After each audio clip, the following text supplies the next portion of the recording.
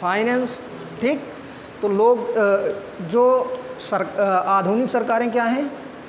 कल्याणकारी सरकारें हैं। मतलब प्राचीन काल में भी जो जब राजतंत्र था तब भी सरकार के कुछ कार्य होते थे। क्या काम होता था? सरकार लोगों से टैक्स वसूलती थी और कुछ ना कुछ काम जरूर करती थी, जैसे रोड बनवाना हो गया, स्वास्थ्य की सुविधाएं देना हो गया, या शिक्षा व्यवस्था करना हो गया। तो ये पहले भी चलता था और अब भी चलता है।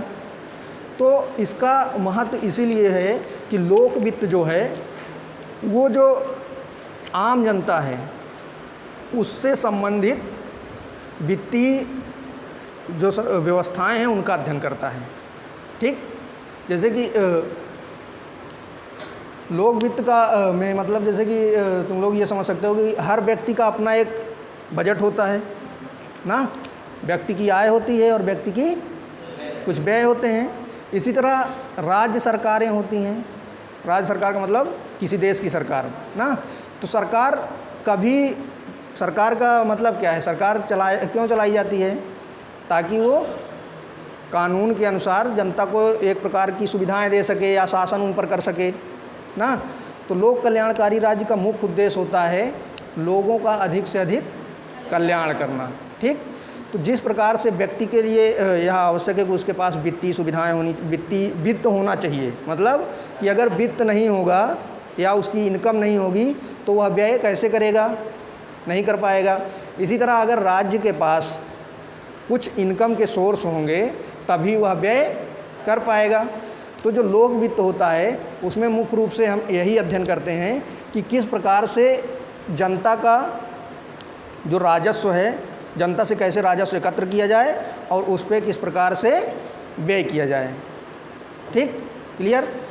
तो लोक वित्त के अंतर्गत ही हम जो मुख्य नीति है वो होती है राजकोषीय नीति। राजकोषीय का मतलब इसमें भी अगर दोनों का संधि विच्छेद कर दें तो क्या होगा? राज प्लस कोष, ठीक।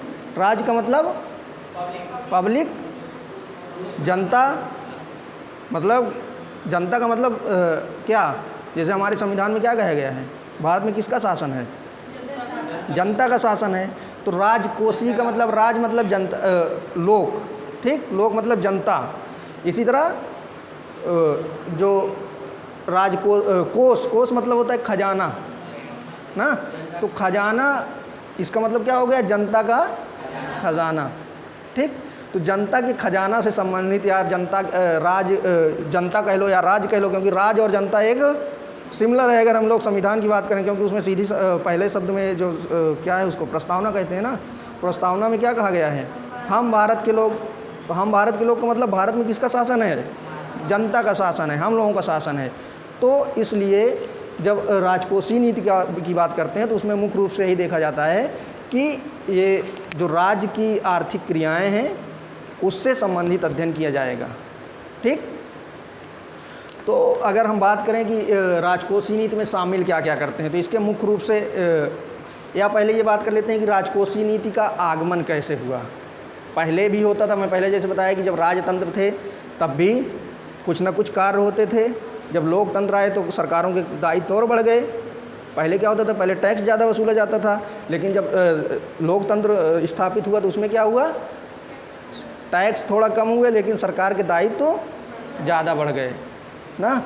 तो इसमें जैसे कि बात करते हैं हम लोग अगर क्लासिकल अर्थशास्त्रियों की, क्लासिकल अर्थशास्त्री तुम लोग पढ़े होंगे, जैसे कि कुछ अर्थशास्त्री जो प्रारंभिक अर्थशास्त्री थे जैसे Adam Smith, David Ricardo, Malthus, ये सारे अर्थशास्त्री क्या कहलाते हैं? क्लासिकल अर्थशास्त्री कहलाते हैं। तो इनकी जो राजकोषीय नीति से संबंधित व्याख्या थी, ये लोग कहते थे कि राज्य को सरकार के कार्यों में ज़्यादा हस्तक्षेप नहीं करना चाहिए। मतलब जितना कम से कम हस्तक्षेप हो वही बेहतर है। इसे इन्होंने एक शब्द दिया था अहस्तक्षेप की नीति या लेसेस फेयर की नीति। तो इसमें क्या था? ये लोग मानते थे कि जो मार्केट है, बाज़ार है, वो अपने आप चीज़ों को एडजस्ट कर लेता है और उसमें सरकार का किसी प्रकार का हस्तक्षेप करने की आवश्यकता नहीं होती। जैसे तुम उसमें एक नियम दिया गया था से का बाजार नियम। वो कहते थे कि पूर्ति अपनी मांग स्वयं सृजित कर लेती है। मतलब जो अगर मार्केट पे सारी चीज़ें छोड़ दी जाएं तो मार्केट अपने आप सारी चीज़ें कवर कर लेगी, उसमें सरकार का किसी प्रकार का हस्तक्षेप नहीं होना चाहिए। तो इसी तरह ये टैक्सेशन के मामले में और एक्सपेंडिचर के मामले में सिर्फ यह कहते थे कि अगर जो सरकारें हैं उनको सिर्फ इतना हस्तक्षेप करना चाहिए, जैसे कि मान लो कि टैक्स वसूलना है तो सरकार का काम मिनिमम टैक्स वसूले, और जो सरकार एक्सपेंडिचर है उसमें सिर्फ जो ज़्यादा आवश्यक एक्सपेंडिचर है, मतलब जो ज़्यादा आवश्यक व्यय है सिर्फ उसी पर व्यय करना चाहिए। कहने का मतलब कि जो क्लासिकल अर्थशास्त्री थे वो पूरी तरह से राज्य को आर्थिक नीतियों से स्वतंत्र रखना चाहते थे। वो किसी प्रकार के हस्तक्षेप की बात नहीं करते थे। वो यह मानते थे कि सरकार अगर हस्तक्षेप करेगी तो मार्केट जो है वो अपने तरीके से काम नहीं कर पाएगा और फिर उसमें तमाम प्रकार की प्रॉब्लम्स आएंगी। ठीक, तो इनका यही मानना था कि जो अगर सरकार को कुछ काम भी करना है तो उतना ही काम करे जितना आवश्यक हो। जैसे मान लो शिक्षा की व्यवस्था करना हो तो कर दे, या रोड बनवाना हो तो बनवा दे, या और कोई ऐसा काम जो अति आवश्यक हो उतना ही सरकार करे, और बाकी आर्थिक क्रियाओं पर हस्तक्षेप ना करें। ठीक, ये तो हो गई क्लासिकल अर्थशास्त्रियों की बात। किंतु जैसे कि तुम लोग जानते हो कि प्रथम विश्व युद्ध हुआ। प्रथम विश्व युद्ध कब हुआ था? 14 से 18 के बीच प्रथम विश्व युद्ध हुआ। तो इसमें पूरा वर्ल्ड इन्वॉल्व हो गया ना, सब लोग जानते हैं इसको। तो इससे क्या हुआ, जब युद्ध समाप्त हुआ तो युद्ध में यूरोपीय कंट्रीज़ को ज़्यादा नुकसान हुआ था। जो मित्र राष्ट्र थे या जो जिनके बीच युद्ध हो रहा था, तो उनकी आर्थिक स्थिति एकदम डैमेज हो गई थी। जो यूरोप है वो पूरी तरह से आर्थिक रूप से ध्वस्त हो चुका था। लेकिन उसके बाद क्या हुआ, युद्ध से निपटने के बाद सरकारें क्या की, युद्ध के समय क्या होता है कि उत्पादन बहुत तेज़ी से किया जाता है। क्यों किया जाता है? ताकि जो समस्याएं हैं उनसे निपटा जा सके, मतलब किसी चीज़ की कमी ना हो पाए या कोई और समस्या ना आ जाए। तो इसलिए क्या होता है, ज़्यादा से ज़्यादा प्रोडक्शन किया जाता है। जब ज़्यादा से ज़्यादा प्रोडक्शन होने लगा तो यह क्रिया चलती रही, और युद्ध समाप्त होने के बाद भी यह क्रिया निरंतर चलती रही। तो इससे क्या हुआ, उत्पादन ज़्यादा बढ़ गया। पूरे यूरोप में उत्पादन अत्यधिक हो गया, उसकी डिमांड कम हो गई। तो एक तुम लोग टर्म सुने होंगे, ग्रेट डिप्रेशन, महामंदी, सुने हो कि नहीं सुने हो ना? तो 1929 में विश्व में एक महामंदी आ जाती है। महामंदी का मतलब उत्पादन बहुत ज़्यादा हो गया, जो वस्तुएं हैं उनका उत्पादन बहुत ज़्यादा हो गया। लेकिन जब उनका उत्पादन हो गया और युद्ध के कारण लोगों की इनकम बढ़ी नहीं थी, तो क्या हुआ, जो उत्पादन ज़्यादा हुआ उसकी डिमांड ही नहीं हुई। जब डिमांड नहीं हुई तो क्या हुआ, बेरोज़गारी फैल गई।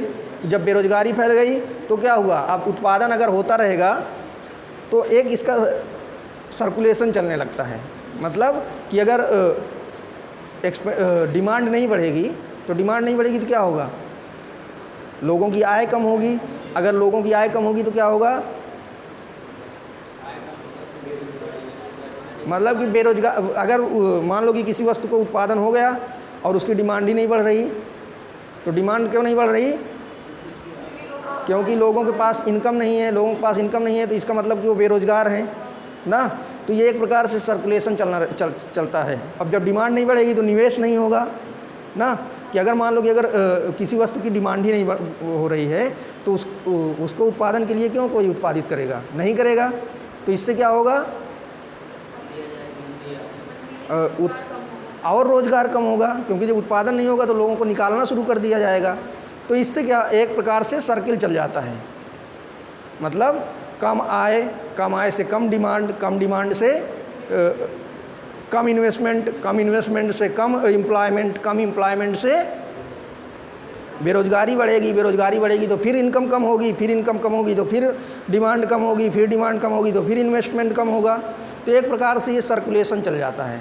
तो ऐसी स्थिति आ गई 1929 में। तो क्या हुआ, इसी को कहा गया ग्रेट डिप्रेशन या विश्व की महामंदी। अभी तक की ये सबसे बड़ी महामंदी मानी जाती है।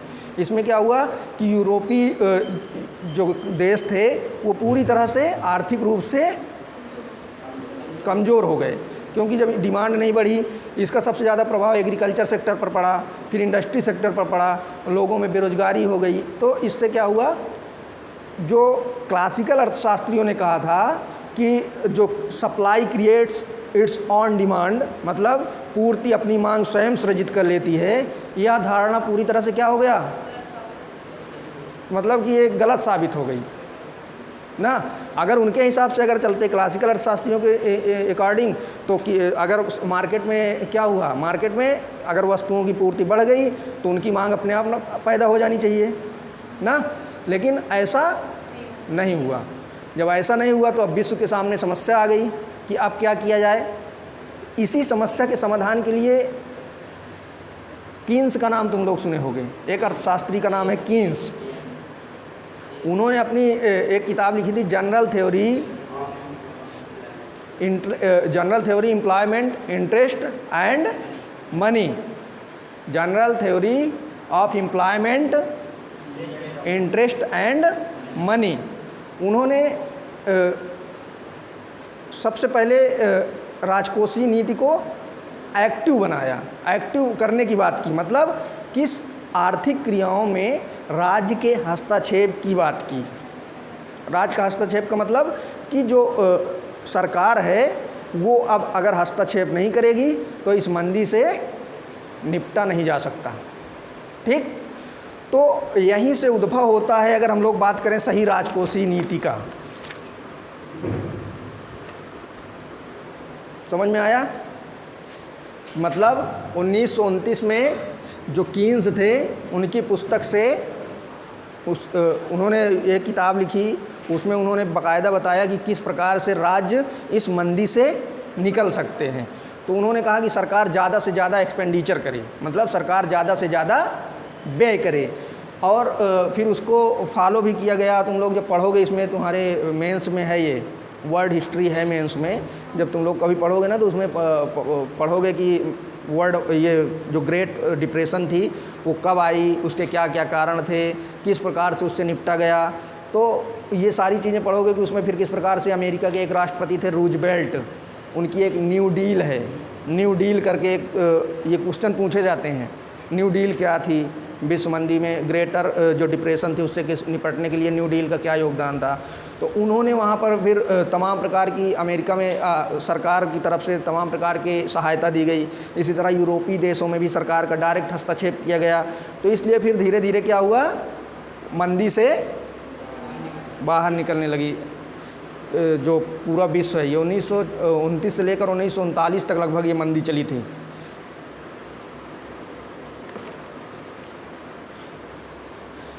तो ये क्लियर हुआ कि राजकोषीय नीति का उद्भव किस प्रकार से हुआ। मतलब पहले क्लासिकल अर्थशास्त्रियों का क्या विचार था, फिर कीन्सियन अर्थशास्त्री किस प्रकार से उसको आगे बढ़ाते हैं।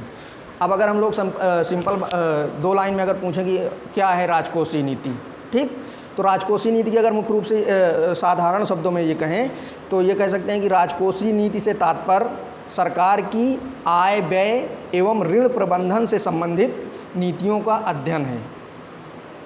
लिख लो 2 लाइन में इसको तुम लोग। राजकोषीय नीति का अर्थ,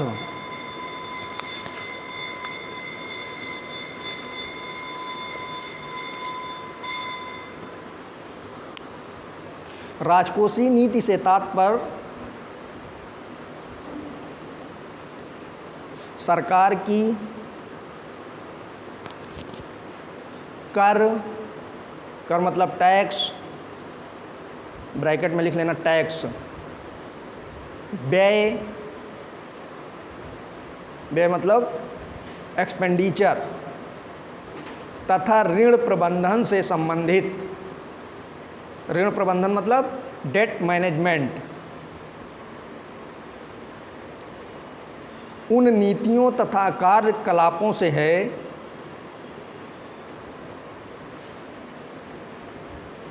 जिनका प्रयोग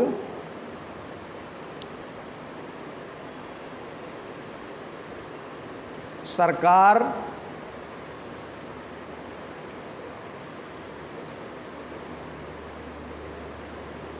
आय तथा रोजगार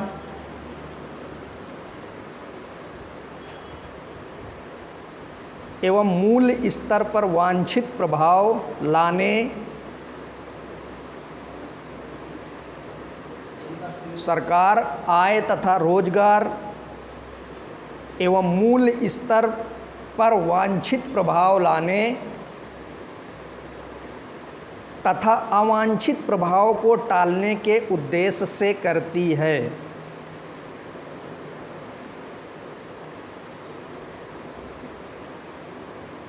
मतलब कहने का ये है कि राजकोषीय नीति जो है उसका मुख्य उद्देश्य है सरकारी जो राज्य की आय किस प्रकार से प्राप्त हो, राज्य का व्यय किस प्रकार से हो, ऋण का मैनेजमेंट किस प्रकार से किया जाए।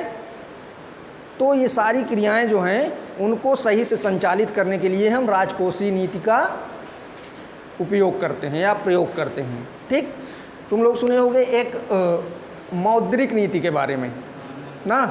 अर्थव्यवस्था में जब असंतुलन पैदा होता है या अर्थव्यवस्था जब डगमगाती है संतुलन के पथ से, तो उसके निवारण के लिए मुख्य रूप से सरकार दो प्रकार की नीतियों का प्रयोग करती है। पहली नीति हो जाती है, एक होती है मौद्रिक नीति, दूसरी होती है राजकोषीय नीति। मौद्रिक नीति के बारे में तुम लोग सुने होंगे, पढ़े भी हो तुम लोग पिछले साल। तो मौद्रिक नीति का मुख्य जो काम होता है वो मुद्रा से संबंधित होता है। मतलब मुद्रा की पूर्ति और मांग को किस प्रकार से केंद्रीय बैंक नियंत्रित करता है। मतलब जो मॉनेटरी पॉलिसी होती है, जब उसका नंबर आएगा तो विस्तार से पढ़ाया जाएगा उससे। मॉनेटरी पॉलिसी कौन संचालित करता है? देश का केंद्रीय बैंक। देश का केंद्रीय बैंक कौन है? आरबीआई। ठीक, अपने देश का आरबीआई है। इसी तरह अमेरिका का कौन है? Federal reserve bank.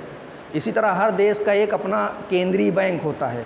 ठीक, तो मुद्रा की पूर्ति और मुद्रा की मांग को किस प्रकार से नियंत्रित करेगा उसका किसका दायित्व होता है? केंद्रीय बैंक का। ठीक, तो इसी तरह जो दूसरी नीति होती है वो होती है राजकोषीय नीति। पहली हो गई मौद्रिक नीति, दूसरी हो गई राजकोषीय नीति। दोनों में मुख्य अंतर यही है कि जो मौद्रिक नीति होती है उसका क्रियान्वयन करता है कौन? केंद्रीय बैंक। और जो राजकोषीय नीति होती है उसका क्रियान्वयन कौन करता है? सरकार करती है। ठीक, तो राजकोषीय नीति काम कब करती है? जब मार्केट फेल्योर होता है। मतलब मार्केट अपनी अकॉर्डिंग काम नहीं कर पाता। जैसे कि मैं बताया कि क्लासिकल अर्थशास्त्री जो थे वो यह मानते थे कि राजकोषीय जो सरकार को ज़्यादा हस्तक्षेप नहीं करना चाहिए, मार्केट अपने आप सारी चीज़ें एडजस्ट कर लेता है। ठीक, अर्थव्यवस्था को संतुलन में वो अपने आप ले आता है। लेकिन महामंदी के बाद ऐसा हुआ नहीं। ग्रेट डिप्रेशन जब आई तो क्लासिकल अर्थशास्त्री पूरी तरह से फेल हो गए। तो इसी को कहते हैं बाजार फेल्योर होना, मतलब बाजार असफल होना। इसी तरह बिना सरकार के हस्तक्षेप के कुछ ऐसी वस्तुएं होती हैं जिनको आम लोगों तक पहुंचाया नहीं जा सकता, तो इसलिए वहाँ पर मार्केट काम नहीं करता। जैसे देश की रक्षा व्यवस्था, कोई निजी व्यक्ति उसको कर सकता है? नहीं कर सकता। इसी तरह शिक्षा व्यवस्था किसकी जिम्मेदारी होती है? सरकार की होती है, क्योंकि कोई एक व्यक्ति उसको संचालित नहीं कर सकता। इसी तरह अगर देश में गरीबी है, ज़्यादा भुखमरी है, तो उसके लिए सरकार क्या करती है? लोगों को आसान शर्तों पर या आसान कीमतों पर अनाज उपलब्ध कराती है। इसी तरह स्वास्थ्य व्यवस्था में क्या करती है? सस्ते अस्पतालों की व्यवस्था करती है कि नहीं करती ना। तो ऐसी ये माना जाता है कि यहाँ पर जो सामाजिक वस्तुएं हैं, ये दो चीज़ें होती हैं। जैसे कि एक अभी मैं बताऊंगा तुम लोगों की वस्तुएं तीन प्रकार की होती हैं: निजी वस्तुएं, सार्वजनिक वस्तुएं, मेरिट गुड्स, एक और होती है क्लब वस्तुएं। निजी वस्तुएं, सार्वजनिक वस्तुएं, merit goods and club goods. ठीक, ये क्या है, इनका डिफरेंट अभी बताऊंगा मैं। तो जब सार्वजनिक वस्तुओं के संबंध में मार्केट फेल्योर हो जाता है, मतलब कि कुछ वस्तुएं ऐसी हैं जिनको अगर सरकार व्यवस्था नहीं करेगी तो मार्केट के मत्थे वो काम नहीं हो पाएगा। इसलिए यह ज़रूरी हो जाता है कि सरकार राजकोषीय नीति के माध्यम से आय व्यय एवं ऋण प्रबंधन की नीतियों का संचालन करे एवं अर्थव्यवस्था को आगे बढ़ाने में सहयोग करे। क्लियर हुआ राजकोषीय नीति क्या है? ठीक। अब हम लोग देखते हैं राजकोषीय नीति के मुख्य कार्य क्या हैं, या राजकोषीय नीति के मुख्य कार्य। राजकोषीय नीति के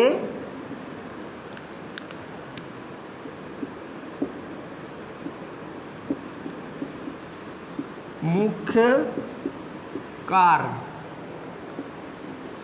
मुख्य रूप से राजकोषीय नीति के 3 कार्य बताए गए हैं।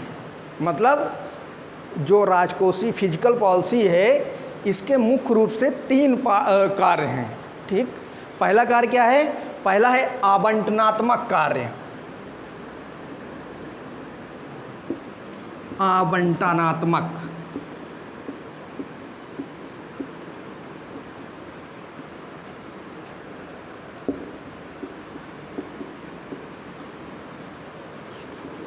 इसको इंग्लिश में कहेंगे एलोकेशनल फंक्शन, या सीधे कह सकते हैं एलोकेशन। पहला आवंटनात्मक कार्य या एलोकेशन, दूसरा कार्य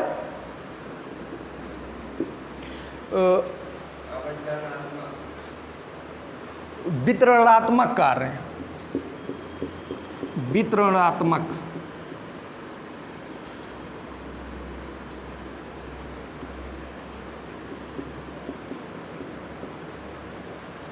बजट पढ़ाने से पहले मैं इसलिए इसको पढ़ा रहा हूँ ताकि क्लियर हो जाए बजट है क्या। ठीक।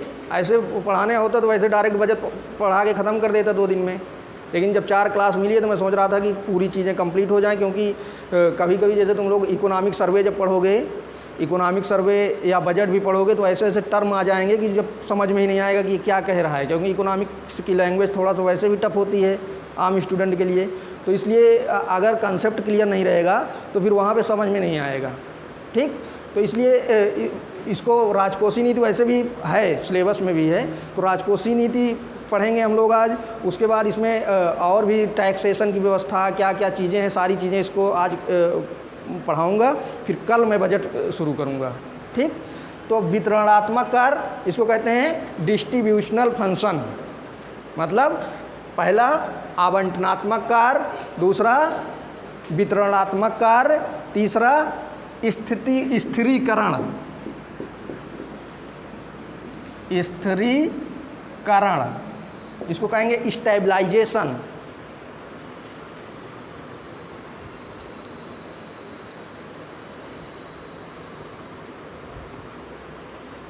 आवंटनात्मक कार्य, एलोकेशन फंक्शन, वितरणात्मक, डिस्ट्रीब्यूशन फंक्शन, तीसरा स्थितीकरण या स्टेबलाइजेशन।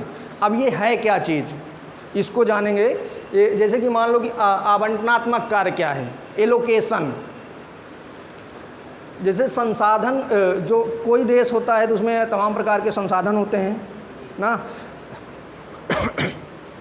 तो संसाधनों को किस प्रकार से मैक्सिमम यूटिलाइजेशन किया जाए, किस प्रकार से संसाधनों का अधिकतम उपयोगी या संसाधनों को अधिकतम उपयोगी बनाया जाए, उसको काम करने का जो मुख्य कौन करेगा? राजकोषीय नीति के माध्यम से सरकार करेगी। ठीक। संसाधनों का आवंटन करेगी। जैसे कि हम लोग बजट देखते हैं, बजट यही चीज़ें दिखाता है, तीनों चीज़ को दिखाता है। बजट जब पढ़ेंगे हम लोग तो यही तीनों चीज़ें मुख्य रूप से देखने को मिलेंगी। आवंटन मतलब संसाधनों का आवंटन। जैसे मान लो सरकार की आय व्यय हुई तो सरकार की जो इनकम है उसको किस सेक्टर में कितना देना है ना, कि मान लो कि रेलवे को कितने हज़ार करोड़ देना है, मनरेगा में कितने हज़ार करोड़ देना है, या और भी कोई योजना है या कोई मंत्रालय है उसको कितना देना है। तो ये क्या है? संसाधनों का आवंटन है। इसका मुख्य उद्देश्य क्या होता है? जो रिसोर्स हैं अपने देश के उनका मैक्सिमम यूटिलाइजेशन करना। समझ में आया? जैसे इनकम सरकार की आई तो सरकार बजट में क्या करती है? तुम लोग देखे होंगे कि जब बजट आता है तो उसमें कहती है कि 50,000 करोड़ रेलवे मंत्रालय को ना, 20,000 करोड़ सुरक्षा को, 10,000 करोड़ मनरेगा को, 5,000 करोड़ आवासीय योजना को। तो ये क्या है, ये मुख्य कार्य है, आवंटन ही हो रहा है। मतलब कि जो धन है उसका क्या हो रहा है, एलोकेशन हो रहा है, आवंटन हो रहा है। क्यों आवंटन हो रहा है? क्योंकि उस क्षेत्र में उसकी ज़्यादा ज़रूरत है। जिस क्षेत्र में ज़्यादा ज़रूरत होगी सरकार उसी में ज़्यादा एक्सपेंडिचर करती है कि नहीं करती? तो उसका मुख्य उद्देश्य यही होता है कि जो संसाधन हैं उनका मैक्सिमम यूटिलाइजेशन हो सके, कुशलतम उपयोग हो सके। ठीक, तो पहला कार्य ये हो गया। दूसरा कार्य होता है वितरणात्मक कार्य, डिस्ट्रीब्यूशन फंक्शन। वितरणात्मक क्या है, वितरण क्या है, डिस्ट्रीब्यूशन क्या है? डिस्ट्रीब्यूशन का मतलब जैसे कि सरकार का काम क्या है? सरकार का काम है जैसे कि आधुनिक सरकार की अगर हम लोग बात करें तो कल्याणकारी राज्यों की स्थापना की गई है। कल्याणकारी राज्य का मतलब क्या होता है कि जनता का अधिक से अधिक वेलफेयर किया जाए। तो जब वेलफेयर करना है तो उसके लिए कुछ ना कुछ करना पड़ेगा। तो उसके लिए क्या कर सकते हैं? मान लो कि भारत देश है तो उसमें हम लोग देखते हैं कि यहाँ पर डिफरेंट टाइप के लोग हैं। कोई बहुत ज़्यादा अमीर है, कोई बहुत ज़्यादा गरीब है ना, कोई विकलांग है तो कोई सही है, कोई कई प्रकार के लोग हैं ना। तो एक असमानता है समाज में, है कि नहीं है? तो इस असमानता को दूर कैसे किया जाए? उस असमानता को दूर करने के लिए हम वितरणात्मक कार्य राजकोषीय नीति के माध्यम से करते हैं। अब इसमें क्या कर सकते हैं? अगर हम लोग बजट का उदाहरण लें तो जैसे कि मान लो कि ज़्यादा जो अमीर लोग हैं उन पर ज़्यादा टैक्स ना, ज़्यादा टैक्स लेकर गरीबों पर ज़्यादा एक्सपेंडिचर। तो ये वितरण हुआ एक प्रकार से। जो ज़्यादा अमीर लोग हैं उनसे टैक्स लेकर गरीबों पर ज़्यादा व्यय करना। तो इससे क्या होगा? समाज में समानता आएगी, समानता के साथ साथ आर्थिक विकास भी होगा। तो जैसे कि बजट में तुम लोग देखते हो कि सरकार टैक्स स्लैब हर बार निर्धारित करती है ना। तो वो टैक्स का मतलब यही होता है कि बजट के माध्यम से, बजट क्या है? राजकोषीय नीति का एक पार्ट है। राजकोषीय नीति के पार्ट के माध्यम से बजट के माध्यम से टैक्स वसूले गए। अब उन टैक्स को हम समाज के कमज़ोर वर्गों पर व्यय करेंगे। तो वही हो गया वितरणात्मक कार्य। ठीक, तीसरा मुख्य कार्य बताया मैं, स्थिरीकरण, स्टेबलाइजेशन। किसी भी देश में अर्थव्यवस्था में संतुलन होना आवश्यक होता है। जब अर्थव्यवस्था में संतुलन गड़बड़ाता है तो फिर तमाम प्रकार की समस्याएं पैदा होती हैं, जिसे हम लोग अगर अर्थशास्त्र के शब्दों में कहें तो उसे कहते हैं ट्रेड साइकिल या व्यापार चक्र। मतलब अर्थव्यवस्था में क्या होता है, जैसे कि व्यापार चक्र तुम लोगों को यहाँ पे पढ़ाना नहीं चाहिए लेकिन पढ़ा दे रहा हूँ। जैसे कि व्यापार चक्र का मतलब होता है अर्थव्यवस्था सदैव ऐसे ऐसे चलती है। मतलब कभी अर्थव्यवस्था में उत्थान आएगा, कभी मंदी आएगी, कभी इन्फ्लेशन आएगी। तो इसी को ये कहते हैं ट्रेड साइकिल। अर्थव्यवस्था सदैव एक गति से नहीं चलती, कभी उसमें मंदी आती है, कभी प्रॉस्पेरिटी आती है, कभी डिप्रेशन आता है, कभी रिसेशन आता है। और जब यहाँ पर रहती है तो अर्थव्यवस्था संतुलन में मानी जाती है। ठीक, ये तो एक समझाने के लिए था। यहाँ समझने का मुख्य काम है कि जब अर्थव्यवस्था में ये चीज़ें आ जाती हैं तब अर्थव्यवस्था को सुधारना या संभालना सरकार का दायित्व हो जाता है। तो अर्थव्यवस्था की जो ये कंडीशन है इसको सुधारने के लिए दो नीतियाँ होती हैं। जैसे हम पहले ही बता चुका कि एक होती है मौद्रिक नीति जिसको केंद्रीय बैंक संचालित करता है, दूसरा होता है राजकोषीय नीति। अब इस असंतुलन में दो चीज़ें होती हैं मुख्य रूप से, एक होता है आंतरिक असंतुलन, दूसरा होता है बाह्य असंतुलन। मतलब इंटरनल इनइक्विलिब्रियम एंड एक्सटर्नल इनइक्विलिब्रियम। तो इंटरनल इक्विलिब्रियम का मतलब क्या है कि अर्थव्यवस्था में इन्फ्लेशन बहुत ज़्यादा हो जाए या महंगाई बहुत ज़्यादा हो जाए। दो कंडीशन हो सकती है, या तो बहुत ज़्यादा इन्फ्लेशन हो जाए या अर्थव्यवस्था में डिप्रेशन की स्थिति आ जाए या मंदी की स्थिति आ जाए, वस्तुएं बिके ही नहीं, रोज़गार की कमी हो जाए, आय में कमी हो जाए। तो इसको कहते हैं आंतरिक असंतुलन। ठीक, मतलब अर्थव्यवस्था का आंतरिक असंतुलन। आंतरिक असंतुलन का मतलब जब इन्फ्लेशन ज़्यादा हो जाए या अर्थव्यवस्था डिप्रेशन में चली जाए, तो इन्फ्लेशन की स्थिति में क्या होगा, वस्तुएं जब महंगी हो जाएंगी तब भी लोगों को समस्याएं आएंगी। वस्तुएं अगर सस्ती हो जाएं ज़्यादा तो उससे क्या होगा, उसका भी विपरीत असर पड़ता है, क्योंकि जब वस्तुएं सस्ती हो जाएंगी तो लागत, जो उत्पादक है उसकी लागत ही नहीं निकल पाएगी। जब लागत नहीं निकल पाएगी तो फिर वो क्या करेगा, उत्पादन में जो रोज़गार में लगे हैं उनको निकालना प्रारंभ कर देगा। जब निकालना प्रारंभ कर देगा तो अनएम्प्लॉयमेंट बढ़ जाएगा। जब अनएम्प्लॉयमेंट बढ़ जाएगा तो क्या होगा, लोगों की इनकम कम हो जाएगी। लोगों की इनकम जब कम हो जाएगी तो क्या होगा, डिमांड कम हो जाएगी। जब डिमांड कम हो जाएगी तो क्या होगा, इन्वेस्टमेंट कम हो जाएगा। इन्वेस्टमेंट कम हो जाएगा तो क्या होगा, एम्प्लॉयमेंट बढ़ेगा नहीं। एम्प्लॉयमेंट नहीं बढ़ेगा तो फिर वो एक सर्कुलेशन चलेगा। ठीक, तो इस तरह से अर्थव्यवस्था में आंतरिक असंतुलन होता है। इसी तरह बाह्य असंतुलन, बाह्य असंतुलन का मतलब होता है बैलेंस ऑफ पेमेंट। तुम लोग सुने होगे, अभी पढ़ोगे बाद में, अगर कभी पिछले साल तो लगाए नहीं थे क्लास इसकी। तो बैलेंस ऑफ पेमेंट जो होता है, जो भुगतान संतुलन की समस्या पैदा हो जाती है। मतलब कि जो विदेशी विनिमय है, विदेशी मुद्रा भंडार है, उसमें जब असंतुलन पैदा हो जाता है तो हम उसे कहते हैं बाह्य असंतुलन।